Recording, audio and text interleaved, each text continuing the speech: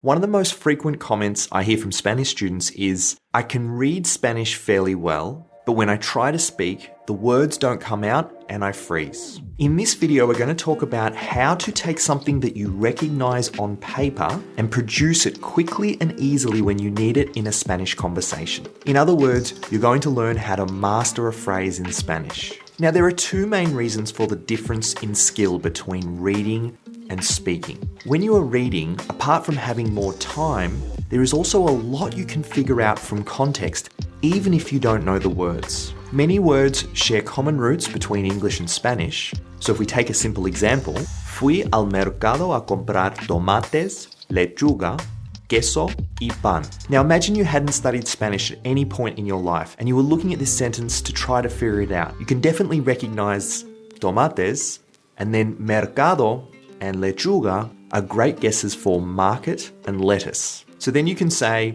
something market, something tomatoes, lettuce, something, something. Now this could be enough information for you to figure out what is going on. But then there might be more information available from context from a previous sentence or some other contextual clues such as you know the person is hungry or that there is no food in their house. But then, in contrast, if you've been studying Spanish for a while and you recognize all of the words on paper, I went to the market to buy tomatoes, lettuce, cheese, and bread. If you actually had to say this sentence in a conversation, then maybe there are a few words that you can't produce spontaneously. Maybe lechuga, fui, or comprar don't come to you straight away, which leads to the second main reason that reading is easier than speaking, and that is a problem with our memories known as retrievability. If we think of memory as a simple three-step process, encoding, storage, retrieval. If you see a new word and then you look up the meaning, say pan for bread, and then in a couple of days you see that word written somewhere and you've completely forgotten the meaning, then this is a problem of memory stability, which happens in the storage stage. What has happened here is that the word pan has basically just disappeared from your long-term memory. But in contrast, if you recognize the word on paper or you try to use it in a sentence because you're thinking about it, but it doesn't come to you straight away, if you've ever had that feeling of, oh, the word is on the tip of my tongue, it's right there, it starts with P, but I just can't quite remember it. And then eventually the word does come to you, maybe in a few minutes or a few hours later, then this is a retrievability problem. And both the problem of memory stability and retrievability will have a big impact on your conversation skills, but not necessarily your reading skills. So what do we do about the problems of memory stability and retrievability? Well, first you have to figure out how stable and retrievable a memory is. So I'm going to start off by getting you to pick any phrase in the Spanish language that you are currently studying, and I'll give you a few examples to help you brainstorm. Tengo que, me doy cuenta de, me hace falta, me da igual, tengo ganas de. Now, taking a phrase from this list or another phrase that you're currently working on, how well would you rate your knowledge of that phrase? If you were to give it a score out of 5, what would it be? Now, to help you pick a number out of 5, you could consider 0, never seen the phrase before, 1, seen it before but forgotten it, 2, know what it means on paper, 3, can produce simple forms slowly, 4, can produce simple forms quickly, 5, can produce complex forms quickly. Now let's quickly run through an example. If you were to take the phrase tengo que, then for a 0 out of 5, it's simple, have you seen it before? If not, it's a 0. For a 1 out of 5, have you forgotten it? When I show you this phrase, you think to yourself, you know what, I've seen that phrase before, but I've just forgotten about it. For a 2 out of 5, this is kind of a transition point between not knowing something and knowing it well. It means that you have a stable memory, but you can't produce it spontaneously in a conversation. This is the tip of the tongue feeling. For a 3 out of 5, if I asked you a question that involved using this phrase, for example, if I say, how do you say, I have to eat something in Spanish? And you say, I have to. That's tengo.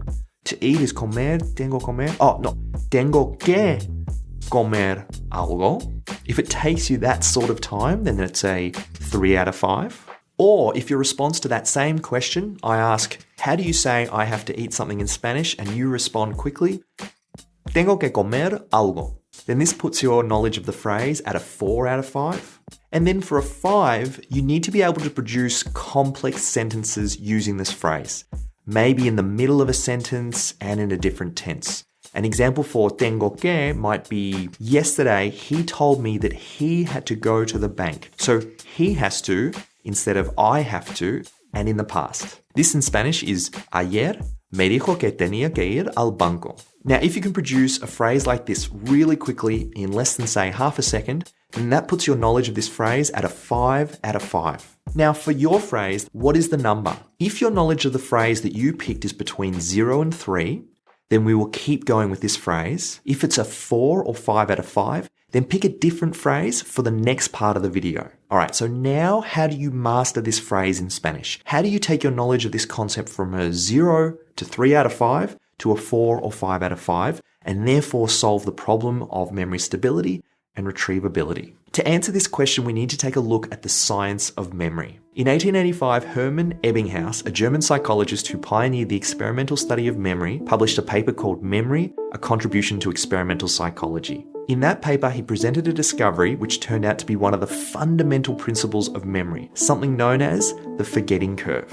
The forgetting curve is a simple idea. When you learn something for the first time, then if you don't look at that concept again, it will fade in your memory. If you try to memorize 20 Spanish words or phrases today, if you don't do any review, then by this time next week, you may only remember 1 or 2 of those words. You can think of it like a muscle.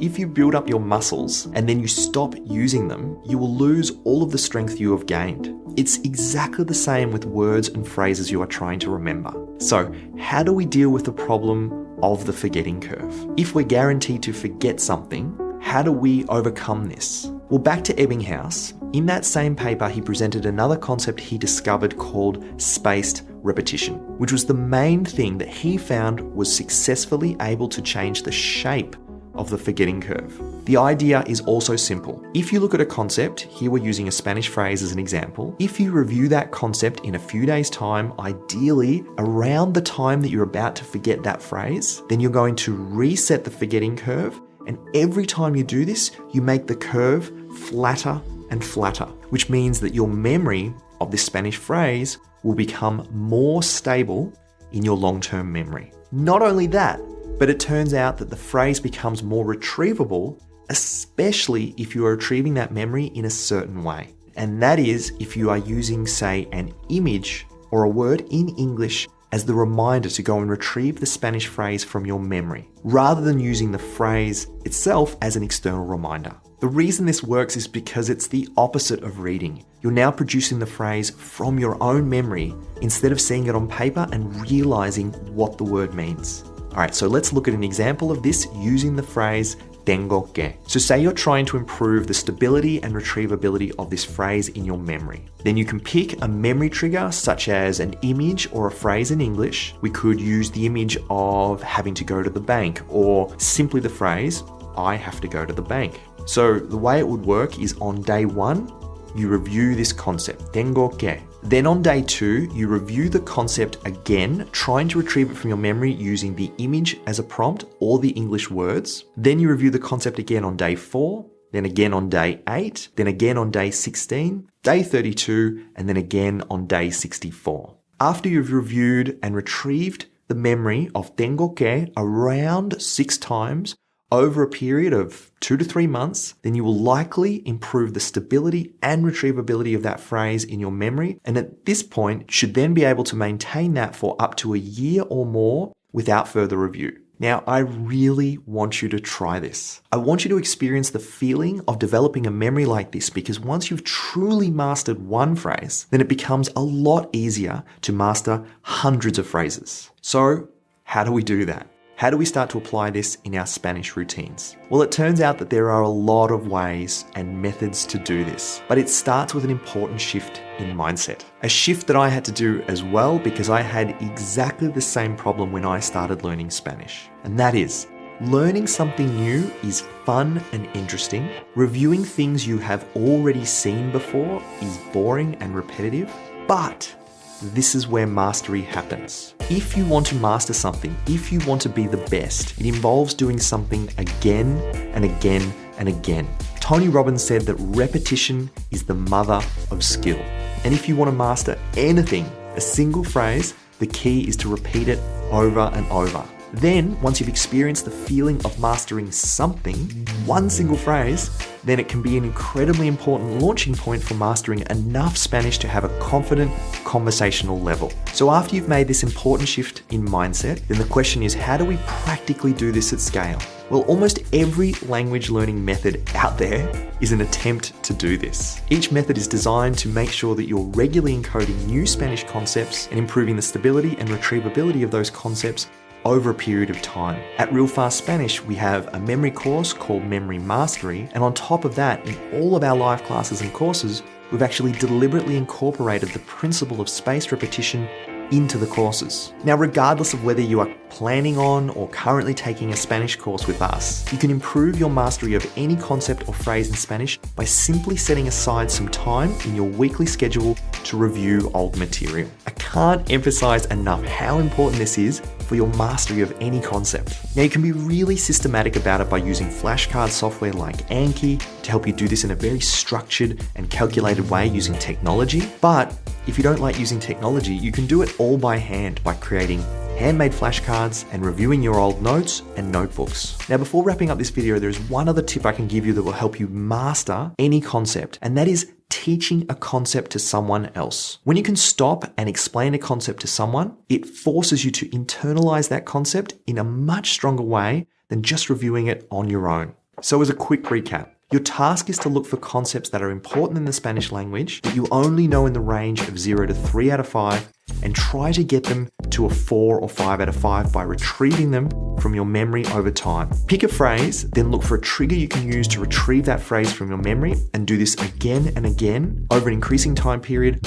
ideally 2 to 6 months. Once you have a phrase at a 4 or 5 out of 5, you should be able to produce that Spanish phrase quickly and spontaneously when you need it in a conversation. Then the last thing you could do at this point is explain the concept to a friend that is also learning Spanish to help gain a deeper knowledge of that concept. Once you've done all of this, pick another phrase or concept and start again. All right, so do you have any questions? Is there anything else you would like to know on this topic? If so, please leave a comment below to let me know. If you enjoyed this video, then give it a like. And if you're not already subscribed, then please subscribe. Also, if you want more tips like this, we have a weekly newsletter called Español de la Semana. To sign up for the weekly newsletter, I'll leave a link below in the description. So thanks so much for watching. Gracias por ver. And until next time, habla mejor, entiende más.